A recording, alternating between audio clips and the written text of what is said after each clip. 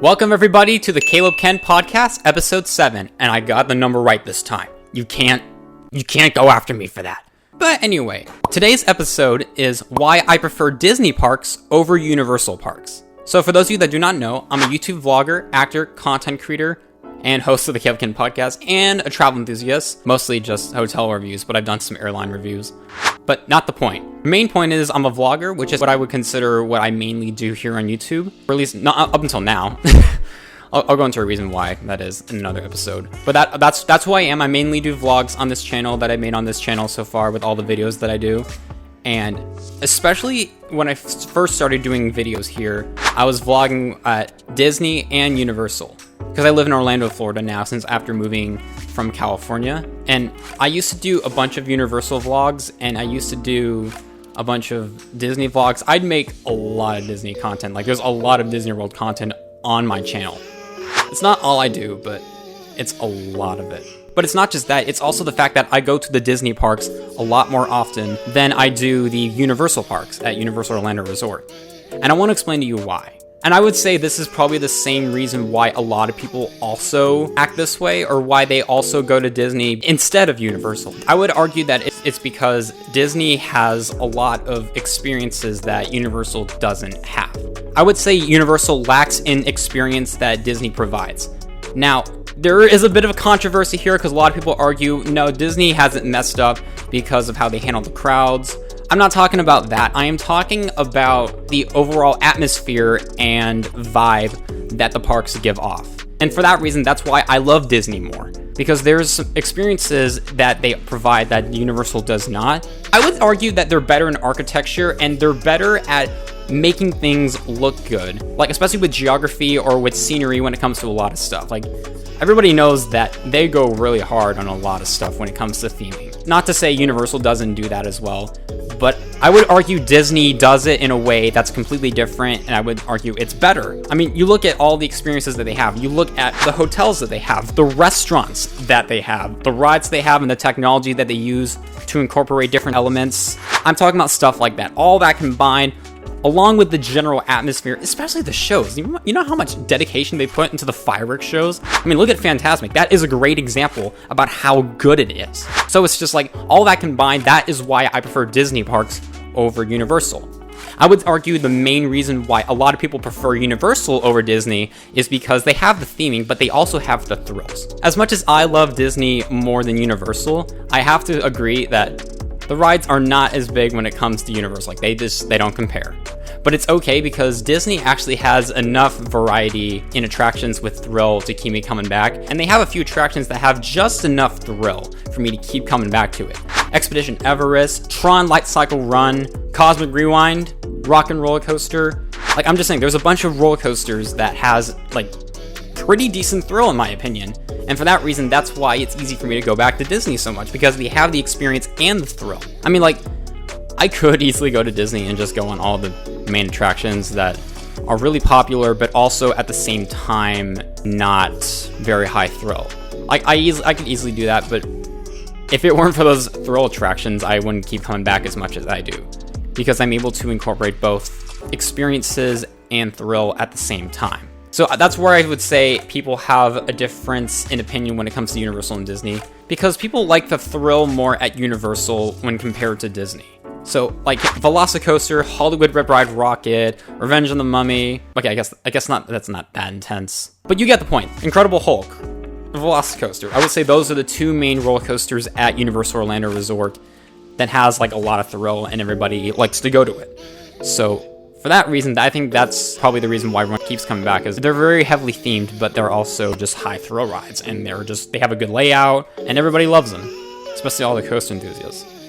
I wouldn't say I'm an enthusiast exactly.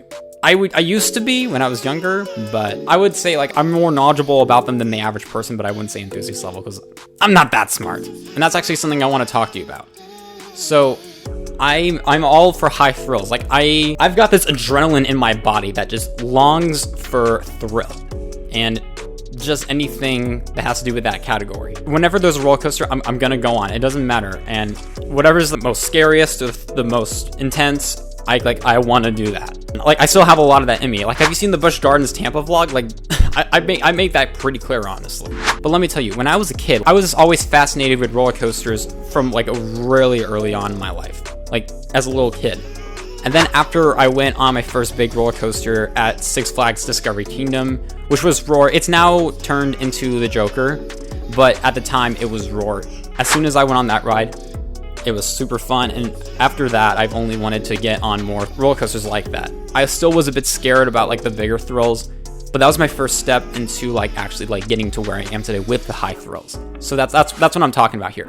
And when I was 12 years old, this was like really when I was starting to like really get a lot of knowledge about the roller coasters, the whole community. Like there's a whole thing about it online, and they actually have a lot of good like knowledgeable information that you can get. So if you want to learn about it, like I highly recommend all these channels. And I was like that all the way through high school. Well, not exactly. And I say not exactly because after COVID hit, I stopped watching that content because I didn't want to see, all these coaster channels do all the theme parks, like when everything was rough and I was like locked down, I was losing myself. I just stopped watching it. It's not their fault, but I was just having a hard time. But during that period, I kind of stopped watching it altogether, and then I've kind of just like, I don't regularly watch that type of content. Like, I think I'm still following some of their social medias on Instagram because I followed them at the time and I still use my Instagram account from that time period, but I don't like really watch their channels anymore. I'm sorry. To all those channels out there, I'm sorry. I've changed. Sometimes change is good and sometimes change is bad. And I wouldn't really say this is a good or bad change. Like, it's just, sometimes it happens, But even when I was really young at that age, when I was super into all the thrills, I still loved Disney a lot because it held a lot of heart in my place. It has a lot of joyous memories from when I was younger. And I think from that reason, I think that's also why, because I saw the aspects of Disney on why it's different than basically all the regular average amusement parks or theme parks. It's because they have the hotels, because I'm super into hotels, and I especially was when I was a kid. There's many things I was interested in as a kid, and that was just one of them. And I think for that reason, I think that's why I got super into Disney, because I saw how great the hotels were, like online and everything. And on top of that, like they also have, the rides and the attractions, and I kind of saw the experience aspect from that early on age, even as someone who loves thrills. Like, I couldn't wrap my head around the fact on why I love thrill rides and I want to go to all these different amusement parks with all these different thrills with different experiences, but I also want to spend more time at Disney, even though they don't have as many roller coasters and most of them are not that thrilling, and the ones that are the most thrilling aren't anywhere near what you want to do. So it was just wrapping my head around the fact that why did I want to spend more time at a resort that has attractions that are not as thrilling? And this is the reason why. Because they have experiences that amusement parks or theme parks just lack. I especially think with Epic Universe coming out, that's probably going to change with Disney or people's opinions about it. But I don't know. I'm not making any bets, but I'm just saying it could very well happen. And I definitely know there's definitely a few people out there that are trying to incorporate what Disney does well in experience and also in thrill and variety of attractions in general, as well as theming. I know that there's going to be at least one person out there or group of people that are trying to do that. But as far as right now, or at least what we know of, like super widely known, this is kind of the census. And it really just got me like questioning. I talked about this in a few other videos, but I'm not going to go all the way back just to find that clip where I do talk about that. But yeah, it is something that I want to talk about because it's crazy. Like, it's crazy to think when I am a kid, I was super into all these thrills and I wanted to do all that stuff. And then I look at myself now and it's not my highest priority anymore. And I think a lot of it does have to do with growing up, but I would also argue it was a bit of a shift in perspectives or experiences in life. It's probably because of COVID, but I don't know. I do have a lot of good memories with all the channels and all the stuff that I was watching with all the coasters and everything when I was growing up, especially even now, because I have more knowledge on them than the average person. So therefore, I'm more mindful of stuff.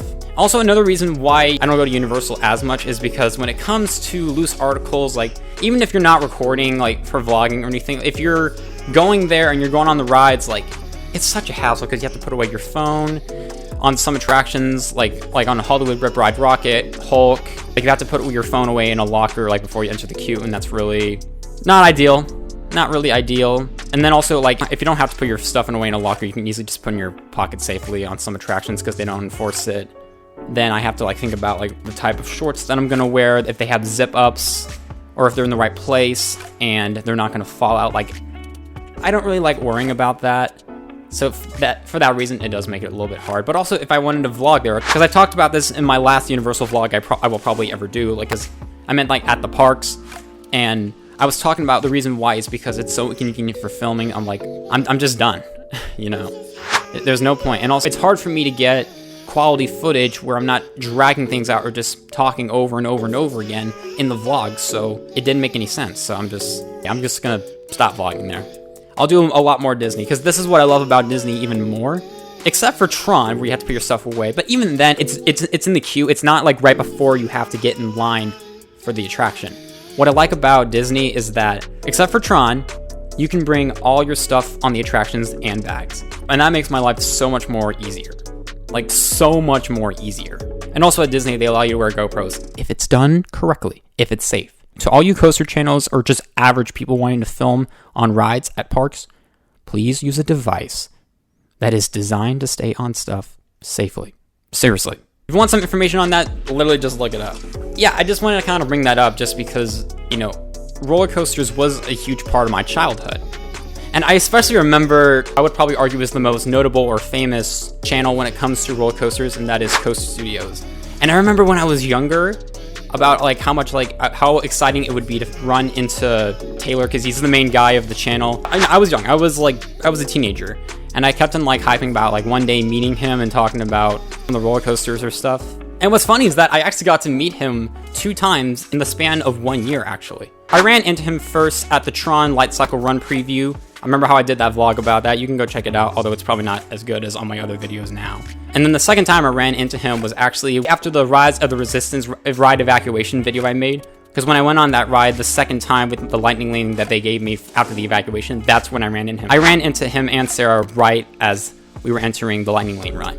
But we didn't really talk or anything because I wanted to leave him alone. I didn't want to be a nuisance. And also, I'm pretty weird, so that's probably a good reason. I don't think he wanted to deal with me.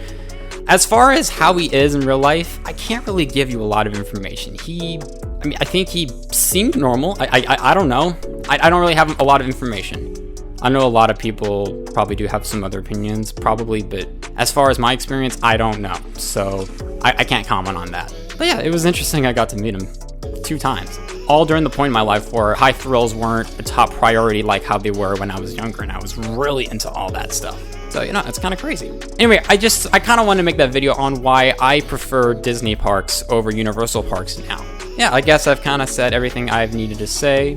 Disney is better in experience, especially with all the shows, the fireworks shows, and all the dedication. I mean, like, Disney has to use a lot of gunpowder. Like, I cannot imagine the amount of money they have to spend on the gunpowder for a show every day after every night in all the theme parks.